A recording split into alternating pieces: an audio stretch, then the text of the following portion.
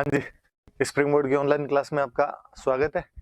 कल हमने मेवाड़ की हिस्ट्री शुरू की थी। मैं आज थोड़ा सा रिवीजन करवा देता हूँ आपको उसका कि कल क्या क्या पढ़ा था। फिर आज अपने नए वाला टॉपिक पढ़ लेंगे, आगे अपने टॉपिक पढ़ लेंगे।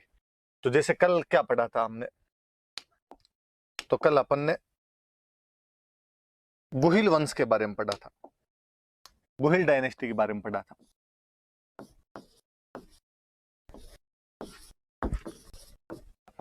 गुहिल वंश के बारे में, और गुहिल वंश के कुछ राजा पढ़े थे। जैसे कौन कौन से राजा पढ़े थे, तो हमने एक राजा बापा रावल का दो या बप्पा रावल का दो, एक राजा पढ़ा हमने अल्लट, और एक राजा पढ़ा हमने जत्र सिंह। ये सब जानकारियां कल पढ़ी थी हमने गोहिल वंश के बारे में, बापा रावल, अल्लट और जत्र सिंह। थोड़ा सा मैंने और बताया था मेवाड़ के, दो चीजें बताई थी। एक तो मेवाड़ का ज्योग्राफिकल एक्सपेंशन, उसका भौगोलिक विस्तार, और एक हमने पढ़े थे उसके प्राचीन नाम, एंशिएंट नेम्स। ये वाला कल का अपना ले दे के लेखा जोखा है। सीधा सा ऊपर से आ जाओ अपने, सबसे पहले लिखा हुआ है कि मेवाड़ का जियोग्राफिकल एक्सपेंशन, कि उसका भौगोलिक विस्तार कहाँ कहाँ था। मैंने आपको मैप के माध्यम से बाकायदा बताया था कि अपने उदयपुर, चित्तौड़गढ़, राजसमंद, भीलवाड़ा और प्रतापगढ़ वाला जो कुछ पोर्शन है, इनको अपने मिलाएंगे तो वो अपना आज का क्या बन जाएगा, मेवाड़ बन जाएगा। फिर तो भौगोलिक विस्तार बताया था। फिर हमने उसके एंशिएंट नेम्स पढ़े थे कि उसके प्राचीन काल में उसको क्या बोलते थे। मैंने 3 नाम बताए थे आपको, कि इसको मेदपाट कहते थे, इसको प्रागवाट कहते थे, इसको सिवी जनपद बोलते थे। तो 3 नाम हो गए उसके, मेदपाट, प्रागवाट और सिवी जनपद नाम करके। फिर हमने गुहिल डायनेस्टी के बारे में पढ़ा कि गुहिल डायनेस्टी क्या थी क्या नहीं थी, गुहिल कौन था कौन नहीं था, इसके बारे में कई जानकारियां पढ़ी। तो हमने इसके बारे में एक जानकारी पढ़ी थी कि गुहिल के लिए कहा जाता है कि वो गुजरात में एक जगह पड़ती है वल्लभी, वहां के कोई राजा थे शिलादित्य, उनका बेटा था, और मम्मी का नाम था पुष्पावती। फिर हमने इसके बारे में और पढ़ा था कि चूंकि गुफा के अंदर जन्म हुआ था, ऐसी कहानियां हैं, गुफा में जन्म हुआ, गुफा को गुहा बोलते हैं, केव केव के अंदर जन्म हुआ, उसको गुहा बोलते हैं, तो गुहा से गुहिल बन गया था इसका नाम। और हमने ये भी पढ़ा कि इसका जो टाइम पीरियड रहा होगा वो 566 ईस्वी के आसपास में रहा होगा। मैंने आपको ये भी बताया था कि अपने कैसे पता चलता है कि 566 के आसपास में रहा होगा। मैंने एक अभिलेख की बातें बताई थी आपको कि सामोली अभिलेख, इसके बारे में मैंने बताया था कब का है, कि ये वास्तव में अभिलेख तो है 646 एडी का, और ये वास्तव में कोई शिलादित्य नाम करके यहाँ पे राजा हुआ था,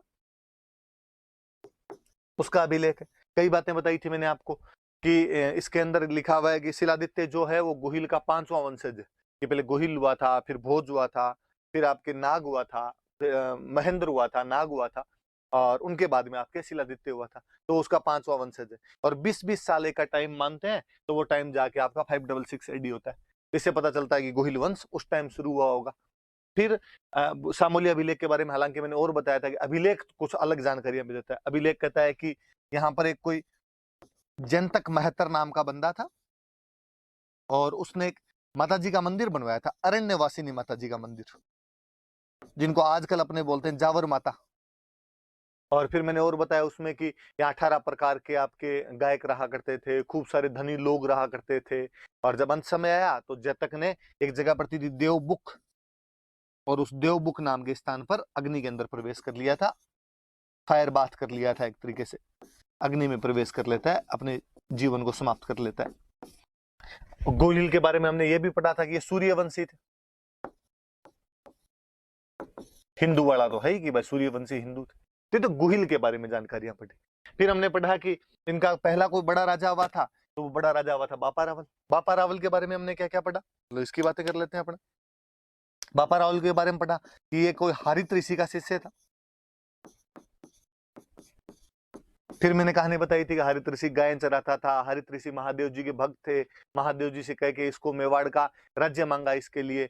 और ये 734 ईस्वी में इन हरित ऋषि के आशीर्वाद से 734 ईस्वी के अंदर ये आपके मान मोरी नाम के राजा को हराता है चित्तौड़ में, और मान मोरी को हराकर चित्तौड़ पर कब्जा कर लेता है, पर अपनी राजधानी ये नागदा में रखता है। और नागदा के पास में एक जगह पड़ती है कैलाशपुरी, और वहां पर चूंकि महादेव जी के भक्त थे इसलिए एकलिंग जी का मंदिर बनवाता है। खुद को एकलिंग जी का दीवान मानता है कि राजा मैं नहीं हूं, मैं तो उनका दीवान हूं। सोने के सिक्के चलाता है, 115 ग्रेन का सोने का सिक्का था। मुस्लिम सेना को हराते हुए गजनी तक चला गया, गजनी के राजा सलीम को हराता है, अपने भांजे को बना के आता है। हमने और पढ़ा कि एक इतिहासकार हुए सीवी वैद्य, हिस्टोरियन तामणी विनायक वैद्य, और वो इसकी तुलना एक फ्रेंच कमांडर से करते हैं, और उस फ्रेंच कमांडर का नाम है चार्ल्स मार्टेल। पाकिस्तान जा रहा था तो अफगानिस्तान जा रहा था, बीच में पाकिस्तान के एक शहर में रुका, उसका नाम पड़ गया, हमने कहा उसका नाम है रावलपिंडी। फिर हमने इसकी उपाधियां पढ़ी थी, कुछ हमने उपाधियां पढ़ी थी कि बापा रावल क्या क्या उपाधियां है। तो ये चूंकि हिंदुओं के लिए अंधकार दूर करने वाला है इसलिए इसको कह दिया भाई हिंदू सूर्य। राजाओं को एक तरीके से एग्जाम्पल सेट कर रहा था तो राजगुरु। चारों दिशाएं जीत ली तो हमने इसको कह दिया चकवे। हमने बापा रावल के बारे में खूब सारी बातें पढ़ी थी। फिर हमने एक राजा पढ़ा अल्लट। अल्लट के बारे में सीधी सीधी बातें तो ये है कि इसने एक दूसरी राजधानी बनाई थी आहड़। पहले नागदा थी, आहड़ को एक सब सेंटर के रूप में स्थापित किया। हमने पढ़ा कि आहड़ के अंदर इसने विष्णु भगवान का एक मंदिर बनवाया था वरा। आहड़ के अंदर इसने अपनी नौकरशाही की स्थापना की थी, ब्यूरोक्रेसी की स्थापना की थी। हमने एक इसके बारे में ये पढ़ा कि इसकी एक वो शादी जो हुई थी हूण राजकुमारी से भी थी, और उस हूण राजकुमारी का नाम हरिया देवी था, और हरिया देवी ने हर्षपुर नाम का गांव बसाया था। अब ये मैंने बताया था कि आहड़ राजधानी है, वराह का मंदिर है वहां पे, और नौकरशाही की स्थापना की। ये जानकारी कहां से मिलती है? तो हमने कहा ये जानकारी तो सारणेश्वर प्रशस्ति से मिलती है। हूण राजकुमारी हरिया देवी से शादी की थी, ये जानकारी कहां से मिलती है? हमने कहा ये आठपुर अभिलेख से मिलती है। सीधी सीधी याद रखने वाली बात। फिर एक राजा आपका देख लो जैतर सिंह। जैतर सिंह के बारे में पढ़ा था। जैतर सिंह के बारे में क्या पढ़ा हमने? तो जैतर सिंह के बारे में युद्ध पढ़ा था बूताला, मैंने बताया था 1227 में हुआ था। इल्तुतमिश दिल्ली का सुल्तान था, उसके साथ हुआ था। हालांकि जैतर सिंह जीत गया था, पर जब इल्तुतमिश की सेनाएं लौट रही थी तो उन्होंने नागदा को लूट लिया था, और नागदा को लूट के उसको तहस नहस कर दिया। इसलिए नई राजधानी बनाने की जरूरत पड़ी, तो नई राजधानी इन्होंने जाके बाद में चित्तौड़ बनाई, परमारों से छीन के चित्तौड़ को राजधानी बनाई थी। इतिहासकार हुए अपने दशरथ शर्मा, उन्होंने कहा इसका जो टाइम है वो मिडिवल मेवाड़ का गोल्डन एरा है। इतिहासकार हुए अपने ओझा जी, और उन्होंने कहा कि दिल्ली में जो गुलाम वंश था उसके जितने भी सुल्तान थे गुलाम डायनेस्टी के, उनके यदि कंटेम्पररी कोई हुआ था तो वो अपना जैतर सिंह हुआ था, और इसकी तारीफें उन विरोधियों ने भी की। मैंने कहा था इस युद्ध की जानकारी एक बुक में मिलती है, बुक का हमने नाम पढ़ा था हमीर मद मर्दन। मैंने कहा था यहाँ पे हमीर का मतलब है इल्तुतमिश, तो इल्तुतमिश की घमंड को तोड़ दिया। बुक किसने लिखी? मैंने बताया था जयसिंह सूरी ने। जयसिंह सूरी कौन था? हमने फिर पढ़ा था कि गुजरात में कोई एक जगह पड़ती है धोलका, और वहां पे सोलंकियों की एक ब्रांच थी बघेल, और बघेलों का एक राजा था वीर धवल। वीर धवल के दो मंत्री थे, एक का नाम था वस्तुपाल, एक का नाम था तेजपाल, और ये उनका आदमी था जयसिंह सूरी। और उसने एक किताब लिखी और उसमें वीर धवल की तारीफ है कि साहब वीर धवल गया और ऐसे ऐसे जाके इल्तुतमिश को उस युद्ध के अंदर हरा के आया था। हालांकि बातें ऐसी नहीं है, जैतर सिंह ने उसको हराया था, अन्य कई अभिलेखों से इसकी पुष्टि भी हो जाती है। तो कल इतनी सारी बातें हमने पढ़ी थी। आज हम आगे वाले राजा लेंगे, आगे वाली जानकारियां पढ़ेंगे, क्या चीज है क्या नहीं। ये वाला आप रिवीजन वापस कर लेना, मैंने करवा दिया, आप भी पढ़ लेना।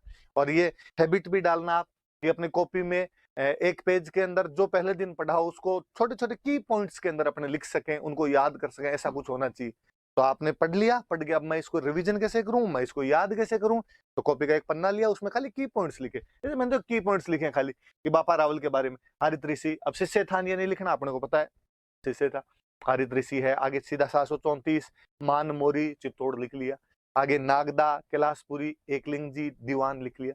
आपकी याद रह जाएगी सारी बातें अपने आप में। ये कल वाला रिवीजन था। अब नया नेक्स्ट पढ़ते हैं अपने। आज कौन सा राजा पढ़ेंगे? तो आज अपने को रतन सिंह नाम का राजा है, इसके बारे में पढ़ेंगे। रतन सिंह का साथ में इसमें टाइम पीरियड दिया हुआ है कि 1302 से लेके 1303, 1302 से लेके 1303 तक ये राजा रहा था। एक साल के लिए राजा रहा था 1302 से 1303 के बीच में। क्या है इसके बारे में अपने पढ़ने लायक बात, अपने वो देख लेते हैं कि अपने पास है क्या पढ़ने लायक।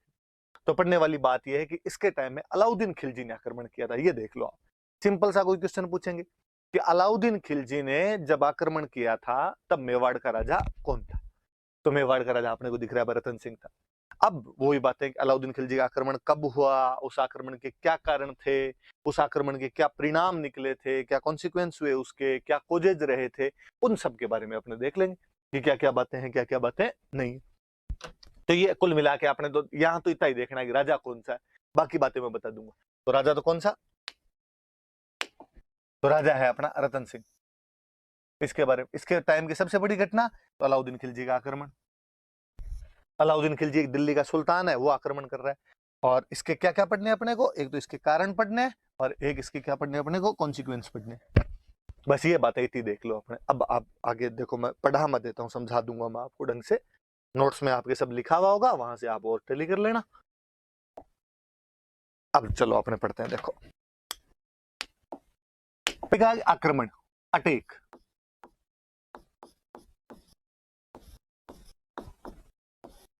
किसने किया, तो हमने वापस लिख रखा है कि अलाउद्दीन खिलजी।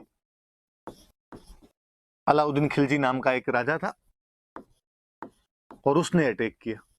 कब किया, अभी ये याद रखने वाली बात तेरा, ये याद कर लेना। कोई क्वेश्चन यहां से बना लेगा कि अलाउद्दीन खिलजी ने चित्तौड़ पर आक्रमण कब किया था, तो 1303 में आक्रमण किया था। उस टाइम राजा कौन था, तो उस टाइम राजा रतन सिंह। स्वाभाविक सी बात है, कोई आक्रमण होगा तो उस आक्रमण के कुछ कारण होंगे। तो अलाउद्दीन खिलजी ने भी आक्रमण क्यों कर दिया, अपने इसके कोजेज देख लेते हैं, रीजंस देख लेते हैं इसके कि क्या कोजेज रहे होंगे इसके। देखो एक तो स्वाभाविक सा, एक सिंपल सा कारण होता है कि कोई भी एक राजा दूसरे राजा पे अटैक क्यों करेगा। इसका कारण ये कि कोई भी राजा अपने साम्राज्य का विस्तार करना चाहता है। सब में एम्बिशंस होते हैं कि वो जो अपना एम्पायर है उसको बढ़ाए, उसका और विस्तार करे, उसका एक्सपांशन करे। अलाउद्दीन खिलजी तो खुद यही चाहता था कि वो अपने साम्राज्य का विस्तार कर ले। और हम कहते हैं कि साहब, जो दिल्ली के मुसलमान राजा हुए थे उनमें अलाउद्दीन खिलजी पहला राजा है जो साउथ इंडिया भी चला गया था और साउथ इंडिया को भी जीतने की कोशिश करता है। तो आप देख लो, जो इतना साम्राज्यवादी राजा होगा, इतना ज्यादा एम्पेरियलिस्टिक पॉलिसी जो अपनाएगा, क्या वो दिल्ली के पास में राजस्थान को जीतने का प्रयास नहीं करेगा, ऑब्वियस सी बात है करेगा। तो एक कारण तो ये था कि अलाउद्दीन खिलजी जो है उसकी जो साम्राज्यवादी नीति थी, उसकी जो एम्पेरियलिस्टिक नीति थी, एम्पेरियलिस्टिक जो उसकी पॉलिसी थी, उसकी वजह से, साम्राज्यवादी नीति की वजह से वो चित्तौड़ को जीतना चाहता था। स्वाभाविक सी सीधी सी बात समझ में आ गई, इसलिए उसने आक्रमण किया था। बड़ा कारण हमेशा कोई अटैक लिखवा ले मेंस में, कभी आपको और दिमाग में आया नहीं है, एक तो ये पक्का ही चिपका देना, या इस वजह से करना चाहता था। और क्या कारण रहे होंगे, और जब हम किताबें पढ़ते हैं उनमें कारण देखते हैं तो अपने कारण मिलता है कि चित्तौड़ का स्ट्रेटेजिक इंपॉर्टेंस थी। क्या क्या देख लो आप, एक तो स्ट्रेटेजिक को तो अपने हिंदी में कह देंगे सामरिक, और इकोनॉमिक तो अपने को समझ में आ ही रही है, आर्थिक का दो, व्यापारिक का दो, कुछ ही का दो। कैसे, देखो मैं बताता हूँ। पहले अपने इसको बोल रहे हैं कि उसकी सामरिक, सामरिक उसका महत्व था, इंपॉर्टेंस थी, स्ट्रेटेजिक इंपॉर्टेंस हुआ करती थी। क्या स्ट्रेटेजी रही होगी, क्या इंपॉर्टेंस रही होगी चित्तौड़ की, तो चित्तौड़ की इंपॉर्टेंस ये है कि चित्तौड़ का किला एक पहाड़ पे बना हुआ है। कल ही मैंने बताया था कि जैतर सिंह ने जब उसके टाइम में नागदा लूट लिया था तो उसने कहा वैसा प्लेन में राजधानी नहीं होनी चाहिए, राजधानी को ऐसी जगह हो, पहाड़ों के ऊपर हो, चारों तरफ से घिरा हुआ हो, ताकि जल्दी से दुश्मन आके कम से कम लूट तो नहीं सके, आनिया बानिया आके लूट मार तो नहीं करके जा सके, इसलिए पहाड़ों में राजधानी बनाई हुई। तो चित्तौड़ का किला बड़ी ऊंचाई पर बना हुआ किला, बहुत चारों तरफ से बड़ा रैम्पार्ट बना हुआ उसका, बड़ी चौड़ी दीवार बनी हुई उसकी, और जल्दी से न तो कोई किले पर पहुंच सकता है, न कोई किले की दीवार को तोड़ सकता है। फिर और सुनो, आज भी आप कभी चित्तौड़ का किला देखने जाओ तो आप नोटिस करना, चित्तौड़ के किले की बाउंड्री इतनी बड़ी है, मतलब कि उसके अंदर एग्रीकल्चर तक होती है, वाटर रिसोर्सेज खूब सारे, कुंड वगैरह उसके अंदर बनाए हुए।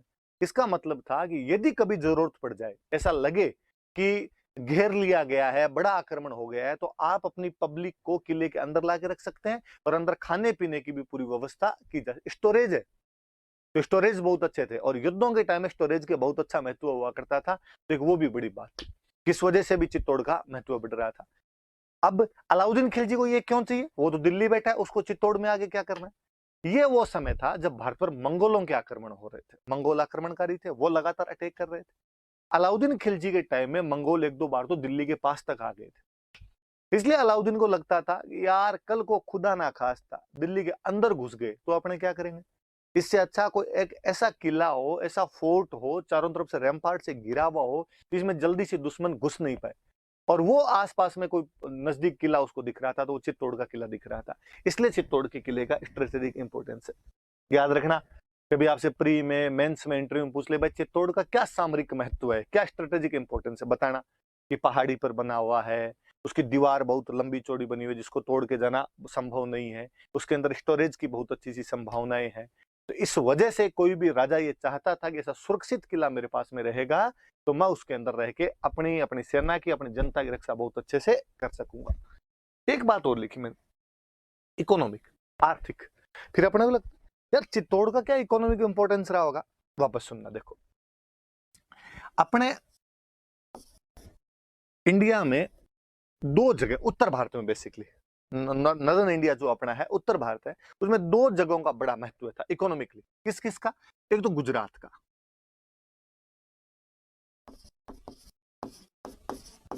गुजरात का ऊपर वाला, ये मान लो इतना वाला पोर्शन गुजरात वाला पोर्शन, और एक जगह जो थी ये अपना इधर वाला राजस्थान कर लो, तो एक जगह अपने राजस्थान की लगती हुई मालवा। इन दो जगह का बहुत इंपॉर्टेंस हुआ करता था, एक तो गुजरात का और एक मालवा का। मालवा कहां पे आता है? एमपी, अपने मेवाड़ के टच करता हुआ जो एमपी का पोर्शन है उसको हम मालवा बोलते हैं। कभी आपने कुछ डिस्ट्रिक्ट के नाम सुने? देखो मंदसौर, उज्जैन, रतलाम, नीमच, ये वाला जो इलाका इसको अपने क्या बोलते हैं? मालवा। हरा भरा प्रदेश, बहुत अच्छी सी खेती होती है, जहां पर जितनी ज्यादा खेती होगी वहां से उतना ही ज्यादा रेवेन्यू मिलेगा, जहां से जितना ज्यादा रेवेन्यू मिलेगा वो राजा उतना ही शक्तिशाली होगा, जो राजा जितना अधिक शक्तिशाली होगा उसके पास उतनी बड़ी सेना होगी, जिस राजा के पास जितनी बड़ी सेना होगी वो उतना ही बड़ा साम्राज्य विस्तार कर लेगा। इसलिए दिल्ली में बैठा हुआ हर सुल्तान चाहता था कि मालवा के ऊपर कब्जा कर ले, तो मालवा में कब्जा करना जरूरी था। ठीक है, फिर गुजरात, गुजरात में पोर्ट लगता है, समुद्र का कोस्टल एरिया था, और अपने अरब यात्रियों की तरफ से अरब जितने भी मर्चेंट आया करते थे उनके द्वारा जो भी ट्रेड किया जाता था वो जो सारे पोर्ट थे वो गुजरात वाले पोर्ट थे। इसलिए जिसके पास गुजरात वाले पोर्ट रहेंगे वो अरबों से, अरब जो मर्चेंट है उनके साथ में व्यापार बहुत ढंग से कर पाए। फिर वो मिडेवल चल रहे हैं, मिडेवल में युद्ध ज्यादा हो रहे हैं, युद्धों में सबसे अच्छी जरूरत किसी की? तो घोड़ों की जरूरत थी, और जो अरेबिक हॉर्सेस थे वो सबसे अच्छे माने जाते थे।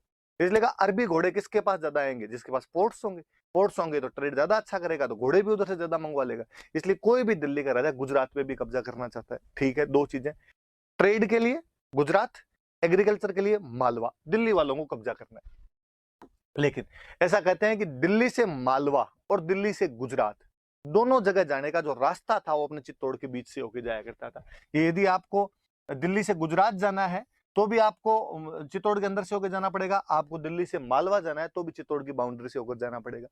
इसलिए अलाउद्दीन खिलजी को लगता था कि यदि मैं चित्तौड़ पे कब्जा कर लेता हूं तो मैं गुजरात और मालवा का जो कंट्रोल है वो बहुत ढंग से कर पाऊंगा। क्योंकि एक लफड़ा और होता था, देखो होता क्या है कि जो पैसे वाले राजा होते गुजरात मालवा के, भाई यहाँ पे अलग राजा बनते। अब मान लो अलाउद्दीन खिलजी आया और अलाउद्दीन खिलजी ने आके उनको हरा दिया, गुजरात के राजा को हरा दिया, मालवा के राजा को हरा दिया, और हरा के उनको कहा कि आज के बाद रे तुम टैक्स मेरे को दोगे।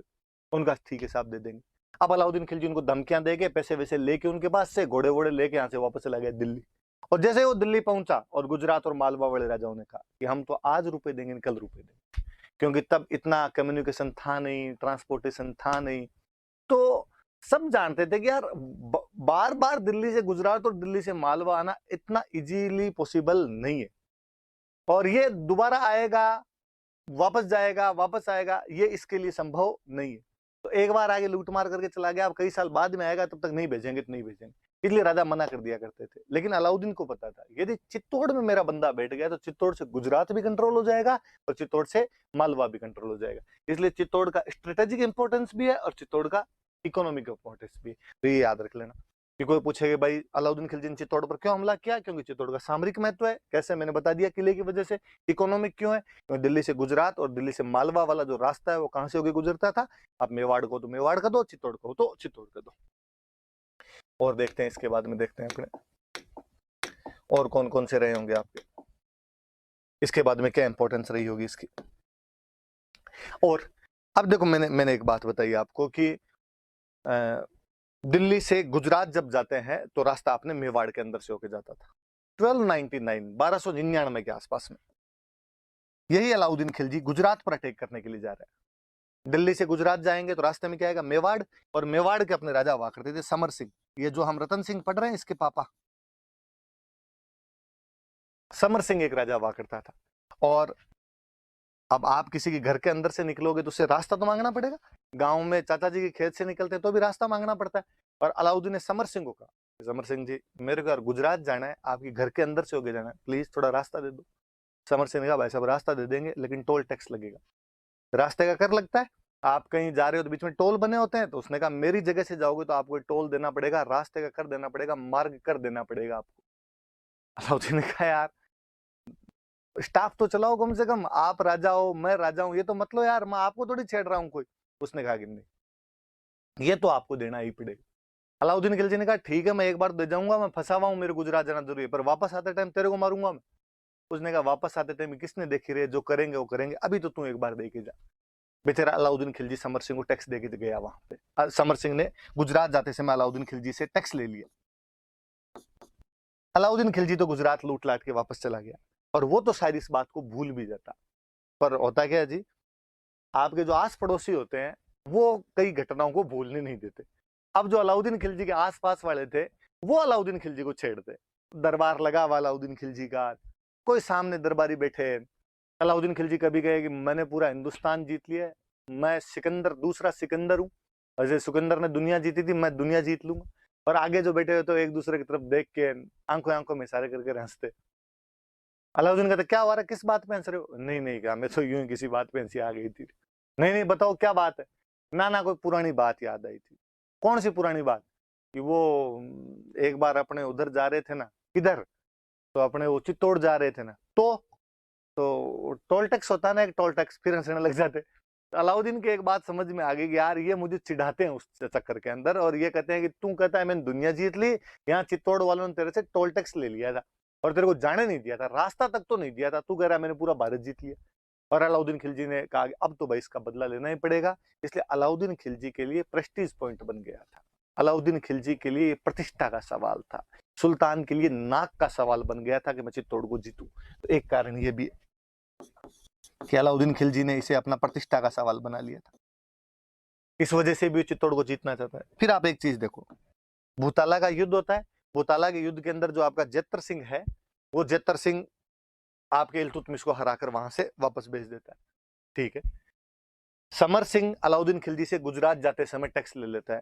इसका मतलब क्या हुआ, चित्तौड़ का जो इन्फ्लुएंस है, चित्तौड़ की जो पावर है वो बढ़ रही है घट रही है? ऑब्वियसली बढ़ रही है। दिल्ली वालों से चला चला के पंगे ले रहे हो आप। कौन राजा ये चाहेगा कि उसके नाक के ठीक नीचे किसी दूसरे राजा की और अहमियत इतनी ज्यादा बढ़ जाए, प्रभाव इन्फ्लुएंस इतना ज्यादा बढ़ जाए कि वो अपने को डिस्टर्ब करने लग जाए? और दिल्ली वालों को लगता है अरे चित्तौड़ वाले ये हमें तंग करने लग गए, इसलिए उनके इन्फ्लुएंस को कम करना जरूरी था, उनका जो प्रभाव था उसको कम करना जरूरी था। एक कारण ये भी है कि कहीं ना कहीं जो चित्तौड़ का इन्फ्लुएंस था वो बढ़ रहा था, मेवाड़ का इन्फ्लुएंस बढ़ रहा था, और उस इन्फ्लुएंस को घटाना चाहते थे। मूल कारण तो ये है आपके। क्या कारण है? तो अलाउद्दीन खिलजी की जो एम्बिशंस थे, एम्परियलिस्टिक एम्बिशन थे, वो बहुत ज्यादा बढ़े हुए थे। और क्या कारण है कि चित्तौड़ स्ट्रेटेजिकली और इकोनॉमिकली बहुत स्ट्रांग पोजीशन पे था, जहां पे बैठ के गुजरात मालवा का जो ट्रेड और एग्रीकल्चर है उसको कंट्रोल किया जा सकता है, वहां से टैक्स इजीली लिया जा सकता है, और यहाँ पे बैठ के अपनी सेना की, परिवार की, जनता की रक्षा भी थोड़ी ढंग से की जा सकती है। किला बहुत अच्छी जगह पे बना हुआ है। एक सुल्तान ने उसे प्रेस्टीज पॉइंट बना लिया था। क्यों? क्योंकि जब वो 1299 में गुजरात अटैक के लिए जा रहा था तो चित्तौड़ का राजा था समर सिंह, और समर सिंह ने उससे टैक्स ले लिया था। फिर चित्तौड़ का प्रभाव बढ़ रहा है तो उसको घटाना है। फिर एक कारण जो आप सब जानते हो, आपने अखबारों में पढ़ा होगा, आपने फिल्मों के अंदर देखा होगा, ऐसी कहानियां हैं कि जो रतन सिंह था उसकी एक रानी थी पद्मिनी, उसकी क्वीन हुआ करती थी पद्मिनी नाम करके, और वो जो रानी पद्मिनी थी वो बहुत सुंदर थी, और ऐसी अपने पास में कई किंवदंतियां, कई कहानियां मैं और बता दूंगा। और अलाउद्दीन खिलजी उसको प्राप्त करना चाहता था, इसलिए उसने आक्रमण किया। हालांकि हमारे इतिहासकार मानते हैं कि ये बहुत गौण कारण है, मतलब आप इसको छोड़ सकते हो, आप इसको नेग्लेक्ट कर सकते हो, आप नहीं मानो तो भी चल जाए, क्योंकि अलाउद्दीन खिलजी ने पूरे भारत पर अटैक किए थे और सब जगह कोई पद्मिनियां थोड़ी थी। राजा के आक्रमण का कारण कम से कम लुगाइयां तो नहीं होती है, आक्रमण के कारण दूसरे रहे होते हैं, पर साथ में छोटा मोटा ये भी चल जाता थी। तो कभी आपसे प्री में कोई पूछ ले इनमें से कारण कौन सा था, कारण कौन सा नहीं था, तो याद रखना। मेंस में पूछ ले कि 1303 में अलाउद्दीन खिलजी ने जब हमला किया उसके कारण क्या क्या थे, तो आप सारे कारण बता देना। बता सकते हो आप सारे कारण? ये तो अलाउद्दीन खिलजी के आक्रमण के कारण 5 कारण लिखे हमने, 5 कॉजेज लिखे, ये 5 के 5 याद रखें। अब पद्मिनी की बात है, मैं थोड़ी सी इसकी बात कर लेता हूँ, फिर मैं आगे की तरफ बढ़ूंगा। आगे बढ़ते हैं। देखो